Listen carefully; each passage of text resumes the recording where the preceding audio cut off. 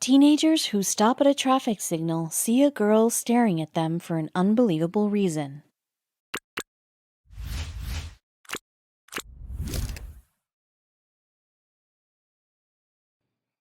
It is said that the red light at a traffic signal lasts between 1.5 to 2 minutes, which is approximately 120 seconds. While this may not seem like a long time, a lot can happen within 2 minutes, and a lot certainly did happen when two teenagers who were on their way to pick up a friend spotted a beautiful girl in the back seat of a car. Neither of them anticipated their day to take such a drastic turn, with a series of events that followed next. This story began in Dallas, Texas, where two friends named Aaron Arias, who is 19, and Jamal Harris, 17, experience a life-changing incident together. Aaron and Jamal have been friends for years now. They have been studying in the same school since junior high and were pretty close to each other. They had a regular life like any other teenager until that one unfortunate day. Apart from school, Aaron and Jamal shared one thing that they were both passionate about, and that was automotive. They loved cars and knew everything about them. Aaron had just passed his driving test and took Jamal out for drives every chance they got. It was one of their favorite things to do. It was a cloudless Saturday morning. Jamal was just finishing up breakfast when he received a text from Aaron asking Jamal to accompany him on a drive to pick up their friend stuck at work. Aaron told him he would come over to pick him up in half an hour. One essential for any drive was good music. Jamal was more of a rock and roll lover, while Aaron loved the pop charts. But somehow they made it work. Jamal was busy picking out music for the drive when he heard a honk outside his front door. He dashed outside to find Aaron waiting for him. He jumped in the front seat, and pretty soon they were on the road. It is said that driving in Texas is a way of life. If the destination is within the lines, people are driving to it. People barely use public transportation here. This always means that roads are mostly jammed with personal vehicles. To control this traffic, there are endless signals spread across the city. So before they knew it, the boys come to a stop at a red light. Aaron was tapping his finger on the wheel, humming along to the tunes Jamal picked out. Jamal, on the other hand, was busy noticing the blonde in a black car next to theirs. She was dressed in a pretty dress, some minimal jewelry.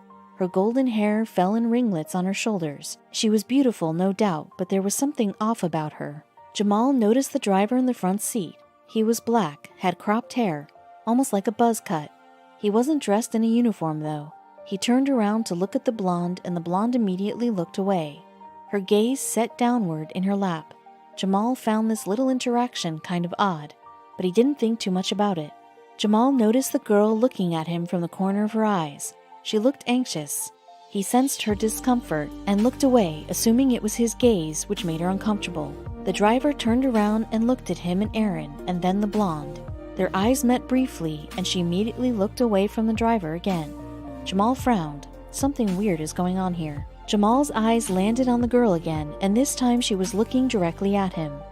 Except he could read something in her eyes. If he wasn't mistaken, she had fear in her eyes. Jamal frowned in confusion. He looked at Aaron, who was completely oblivious for the whole thing. Jamal wondered if he's looking too much into this. Before Jamal could say anything to Aaron, the light was green, and the driver stepped on the accelerator and drove away. The car disappearing out of sight, Jamal was getting troubling thoughts now. If he wasn't mistaken, something seemed to bother the woman in the car, but he couldn't figure out what it was. Jamal's head kept throwing ideas at him about what possible reason could it be for the girl to be anxious or sad, or whatever he couldn't read on her face. Maybe she was on her way to the hospital to see a relative who was injured, or maybe she was nervous about a job interview. But why the driver looked at her weirdly, none of it made any sense. A few miles down the road, Jamal spotted the car again.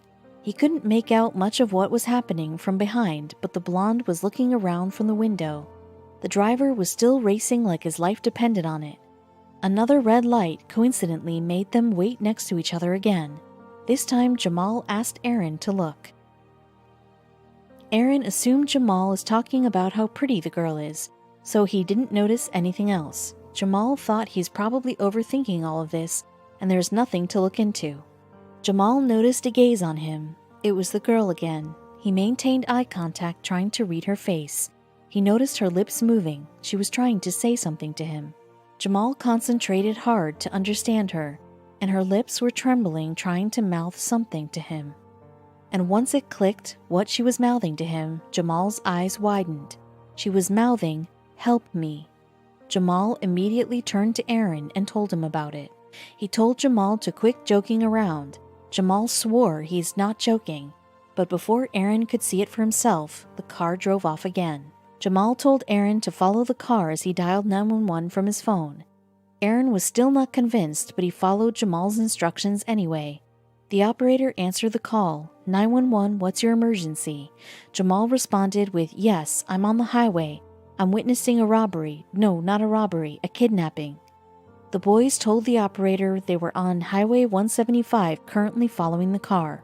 The operator asked them to elaborate on what they saw and how they were sure that it might be a kidnapping. Aaron responded, we looked at the back seat and the blonde female was saying help me or something, whispering it. The boys were right behind the car when they reached a busy road, and before they could tell, the car disappeared into one of the lanes next to the main road. Aaron started panicking now. He didn't want to lose them. They only have one shot at saving her. The boys were confused, but a decision had to be made, and quickly. Otherwise, they will lose him for good. Aaron just went with his gut instinct and drove into the alley next to the main road. It was weirdly empty at this time of day, but that also acted as an advantage to speed up and find the guy. After driving endlessly for a few minutes, Jamal spotted the black car a few miles ahead of them, getting back on the highway. Aaron jumped on the gas pedal and the car roared forward. They were back at it again, chasing the guy down the streets of Texas. The boys were busy talking to the operator when they noticed the car slowing down slightly, and then speeding off instantly. Aaron pressed down on the accelerator and raced behind him. The car's headlights were turned on and off repeatedly. Jamal and Aaron exchanged a knowing look. The driver knew he was being followed. The boys were afraid. Now that he was aware of being followed, he might hurt the girl or hurt them or kill all of them. They could see the girl banging her hand on the back windshield trying to catch their attention. They had to save her from whatever this terrible situation is. Even though the driver was trying to intimidate them, the boys remained focused. They continued following him while staying connected on the call. He was driving crazily now, turning his car, changing lanes abruptly, doing everything to lose them, but Aaron was right on his tail. The operator on the call asked the boys to turn on the hazard lights of their car so that the nearest patrol car would spot them and intervene immediately. The boys did as told, turning on the hazard lights, and kept following him. They were hoping to find a patrol car at any moment. The operator told them to stay connected no matter what. Before they knew it, the boys heard the police sirens coming from behind them. They both let out a sigh of relief. Now that the cops were here, there was no way he was going to escape. Aaron saw the police cars taking over them and chasing the black car now, getting the driver to stop. They kept driving, still connected on the call. At the end of the road, Aaron could spot a bunch of cop cars waiting for them. The driver had no choice but to stop his car. The police went down and pulled him out of the car, putting him in handcuffs. The boys were thrilled they caught the man. The cops opened the back door and let the blonde girl out of the car. She was crying and trembling with fear. As soon as she spotted the boys, she ran over to them and hugged them. She thanked them sincerely for saving her life. Jamal didn't think they deserved her gratitude, but it was humbling to receive it. The cops applauded the boys and praised them for their bravery and sharp instincts. The victim was then examined by the paramedics for injuries. She had a severe head injury where she was hit by something distinctly. The bruise from the injury was hidden behind her hair, which explains why the guys couldn't spot her injuries and be alert sooner. Apart from this head injury and the obvious trauma, she was okay and didn't suffer from any other damage. The boys chased the black car for about 40 miles, which is unbelievably brave on their part. It would have been so easy to not care and run the opposite way, but they chased him down and saved the girl. Nobody was hurt, and they ended up catching the culprit as well. It was a truly remarkable gesture. Even though nobody got hurt, the police had to investigate all the details. They wanted to know how the girl ended up in her own car with the kidnapper. They interviewed the girl for details. She braced herself and began to tell them about the incident that she will never be able to forget. It was around 11 p.m. last night when the girl was coming home from a young networking party in downtown. She was walking to her car when she felt 3 sharp blows on her head. Somebody had knocked something into her head from behind. She believes it was a handgun. The man then forced her into the back seat of her car. A few miles later, to avoid her from contacting anyone, he threw her cell phone out the window. The girl admitted that her brain was losing consciousness because of the injury, but she had a feeling she was about to be raped and killed by this man. But when the girl gained consciousness again, the man was still driving and the sun was shining outside. That is when they halted at a red light and she spotted the boys in the car next to theirs. She considered this to be her moment. She was trying to fight for her life, so she tried to meet the boys' eyes and hope they noticed her. On running a background check, the man driving the car was recognized as Charles Atkins Lewis Jr. He was charged with aggravated kidnapping. Also, the handgun which was found in the car was not licensed, which acted as another red flag.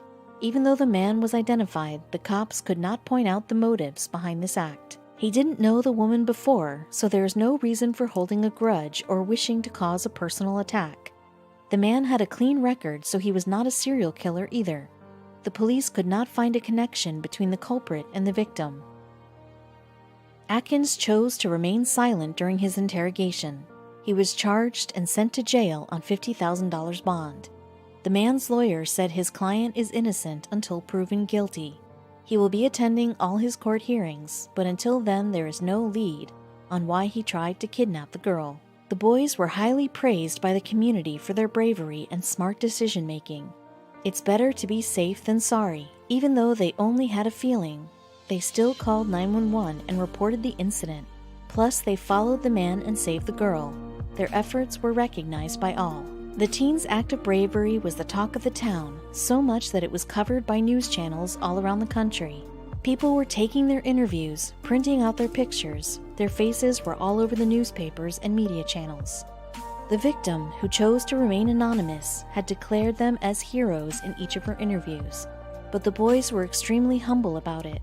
They said, "She says we saved her life. I guess you could say we did, but I don't want to be that person who says that they're a hero."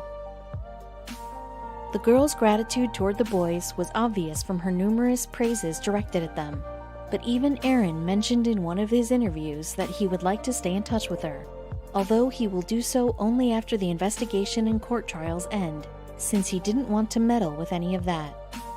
Trusting your gut instinct proved to be a beneficial thing in this case. Had Jamal not noticed the distress on the girl's face, he never would have caught the guy in the situation, and the ignorance would have cost that girl her life. So it is significant to be conscious of our surroundings. You never know what might happen with those who can't speak for themselves.